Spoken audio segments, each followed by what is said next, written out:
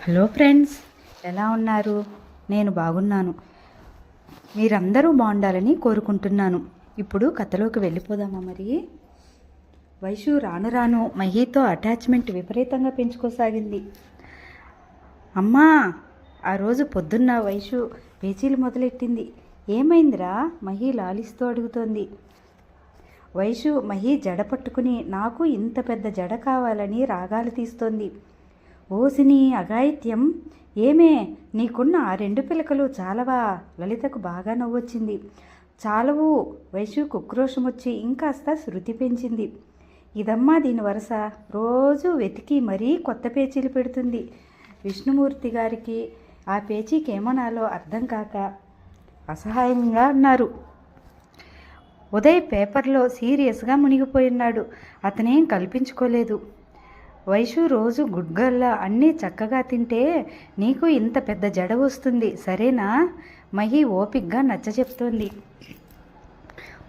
నాకిప్పుడే కావాలి. ఉత్తం మొండిగటం. లలితగా పేజీలు బాగా అలవాటే గనుక విసుక్కుంది. ఛీ, అంత హెయిర్ ఉంటే అంతా నవ్వుతారు. నాలాగా డాడీలా తాతయ్యలా ఉండాలి వైషు.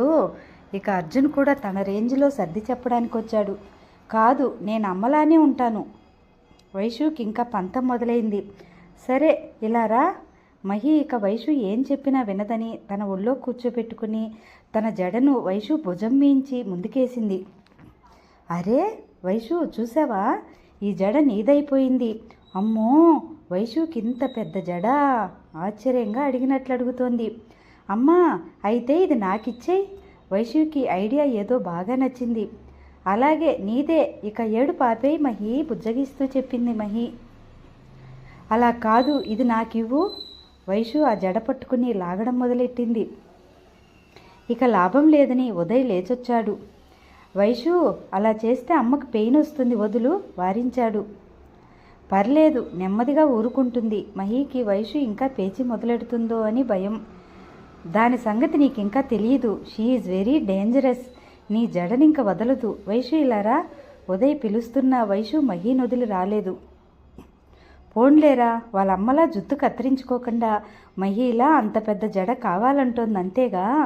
లలిత ఉదయ్కి ఏదో సర్ది చెప్పబోయి నోరు జారింది. ఒక్క క్షణం అందరూ షాకింగ్గా చూస్తుండిపోయారు. ఆవిడేమందో అర్థం కావడానికి అరక్షణం పట్టింది.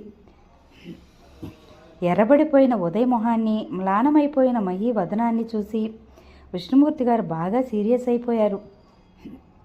లలిత, నీకు కొంచెమైనా ఆలోచన ఉందా? ఏం మాట్లాడుతున్నావు? పిల్లల ముందు మాట్లాడేటప్పుడు ఏం మాట్లాడాలో మాట్లాడకూడదో తెలుసుకో. వైషుకి మహియే అమ్మ, అర్థమైందా? కాస్త గట్టిగానే మందలించాడు. నేనేమన్నానని ఆవిడికి తన తప్పు అర్థమైనా ఒప్పుకోవడానికి మనసొప్పలేదు. అమ్మా ప్లీజ్, ఇంకెప్పుడు అలా అనకు. ఉదయ్కి అర్చనేమన్నా అంటే ముందే కోపం వచ్చేస్తుంది. ఇక మహి అంతగా వైషుని దగ్గరకు తీస్తుంటే ఆమెను అమ్మ కాదనడమూ నచ్చలేదు. ఏంటో, నేనోటంటే మీరు అంటారు. ఆవిడ సనుక్కుంటూ కూర్చుంది. హాయ్ ఉదయ్, ఎవరో మెడికల్ రిప్రజెంటేటివ్ వచ్చాడనుకుంటున్నా. ఉదయ్ ఆ పిలుపుకు ఒక్కసారి తలెత్తి చూశాడు. Sharath. Hey Sharath, what a pleasant surprise. Chennai వదిలి ఎప్పుడొచ్చావు? నవ్వుతూ లేచి ప్రశ్నల వర్షం కురిపించాడు. At last వచ్చాన్రా. మా పేరెంట్స్ ప్రాణాలు తీసేస్తున్నారు. ఇవాళ ఏవో పెళ్లి చూపులయ్యాయి. అది కాగానే ఇదిగో ఇలా నీ దగ్గరకు వచ్చేసాను, సరదాగా చెప్పాడు. ఫైన్. ఇంతకీ అమ్మాయి నచ్చిందా? అవన్నీ తర్వాత, నీ విశేషాలు చెప్పు. వైషు ఎలా ఉంది? హ్యాపీయేనా? శరత్ కళ్ళల్లో ఆరాటం, అతని గొంతులో క్యూరియాసిటీ గమనించి చిరునవ్వు నవ్వాడు ఉదయ్. ఉదయ్, అర్చన, శరత్ ముగ్గురు ఫ్రెండ్స్. ఆ అటాచ్మెంట్తో శరత్కి వైషు స్టెప్ మదర్ చేతుల్లో ఉందని కాస్త టెన్షన్. అందుకే అతనికి మహీని చూపించాలనిపించింది. నేను ఇంటికి ఇప్పుడే బయలుదేరుతున్నాను, వస్తావా? అడిగాడు. శరత్కి మహిమను చూడాలనే ఉంది. వెంటనే లేచాడు. ఆ రోజు పౌర్ణమి కావడంతో మహి వైషుని, అర్జున్ని టెర్రస్ మీద ఉయ్యాల్లో వెన్నెల్లో కూర్చోబెట్టి అన్నం పెడుతూ చందమామ కథలు చెప్తోంది. పిల్లలు కూడా ఆకాశాన్ని, నక్షత్రాల్ని చందమామను చల్లగాలిని ఎంజాయ్ చేస్తూ కథలో లీనమై అన్నం తింటున్నారు. మహి పిల్లలు పైనున్నారని లలిత చెప్పడంతో ఉదయ్ శరత్ని తీసుకుని తిన్నగా పైకొచ్చేశాడు. రాగానే కాసేపలా మైమరిచి వాళ్ళనే చూస్తుండిపోయారు. ఆ ఆహ్లాదకరమైన దృశ్యం వాళ్ళని మంత్రముగ్ధుల్ని చేసింది. మహి వాళ్ళెవరూ వీళ్ళని గమనించలేదు. వాళ్ళ లోకంలో వాళ్ళు ఉన్నారు. ఏదో లైట్ కలర్ కాటన్ చూడీదార్లో సింపుల్గా ఉన్న మహి, నైట్ డ్రెస్లో ముత్యాల్లా మెరిసిపోతున్న పిల్లలు. శరత్ ఇంప్రెసివ్గా చూస్తున్నాడు. ఆ టైంలో వాళ్ళని డిస్టర్బ్ చేయాలనిపించక వెళ్ళి ఉదయ్ రూమ్లో కూర్చున్నారు. Uday, to be frank, step mother అంటే ఎలా ఉంటుందో, వైషుని అర్చనలా చూసుకుంటుందో లేదో అని నేను లోపల చాలా డౌట్ పడ్డాను. But Mahima, he's wonderful. Chandamama, Vendi Vennela, అమ్మకథ, గోరుముద్దలు, wow, ఇవన్నీ అమ్మమ్మల నాయనమ్మల కాలం నాటి అద్భుతాలు తప్పితే నేనెప్పుడూ చూడలేదు. నేనే కాదు, అచ్చు కూడా చందమామ మించి ఇలాగే సంతోషంగా చూస్తుంటుంది. తన పాపని ఎంత ప్రేమగా చూసుకునే అమ్మ దొరికిందని మురిసిపోతుంటుంది. శరత్ మనసారా మహిని మెచ్చుకున్నాడు. అర్చన గుర్తొచ్చి ఇద్దరికీ మనసు భారమైపోయింది. శరత్, మొదట్లో నేను బాగా భయపడ్డాను. అమ్మ వాళ్ళంతా ఉన్నా వైషుని మహి చేతుల్లో పెట్టడానికి ఎలాగో ఫీల్ అయ్యాను. వైషు మహిని అమ్మ అని పిలిస్తే తట్టుకోలేకపోయాను కూడా. కానీ మహి చాలా సాఫ్ట్, బాగా సెన్సిటివ్. తను చెప్పినట్లే వైషును చాలా కేరింగ్గా చూసుకుంటోంది. వైషు కూడా తనని ఒక్క క్షణం వదలదు. ఇదివరకు హాస్పిటల్లో ఉన్నంతసేపు ఇక్కడ వైషు ఎలా ఉందో, అమ్మ వాళ్ళని ఏం విసిగిస్తుందో, తిందో లేదో అనే వర్రీ, టెన్షన్ ఎప్పుడూ నన్ను ఆవరించుకునే ఉండేవి. అలాంటిది ఇప్పుడు నేను నాకు తెలియకుండానే రిలాక్సింగ్గా ఫీల్ అవుతున్నాను. మహిమ దాన్ని కంటికి రెప్పలా చూసుకుంటుందని అదో ధైర్యం, ఏదో నమ్మకం. వైషు కూడా ఇదివరకలా నా కోసం పేచీలు పెట్టడం మానేసింది. అర్జున్తో ఆటలు, అల్లరి, మహి చుట్టూ తిరగడం, వీటన్నింటితో అది కూడా రోజంతా busy. She's very happy now, తృప్తిగా చెప్పాడు.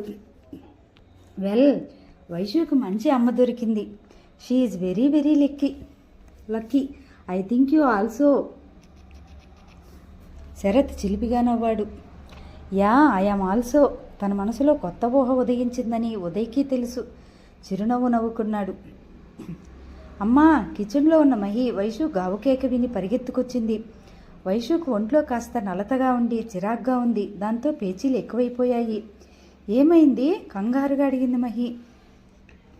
వీడు నా బార్బీ లాక్కున్నాడు, ఏడుస్తూ వైషు అర్జున్ మీద కంప్లైంట్ ఇచ్చింది.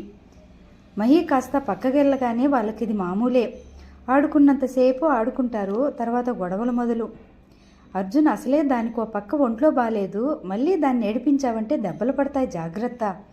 సీరియస్గా వార్నింగ్ ఇచ్చింది మహి. అంతే, నీకు అదంటేనే ఇష్టం, నేనంటే ఎవరికీ ఇష్టం లేదు. వాడు ఏడుస్తూ పైకి పరిగెత్తాడు. మహికి ముందు మతిపోయింది. అర్జున్ అంత చిన్న మాటకి ఎందుకంత హర్ట్ అయ్యాడో తోచలేదు.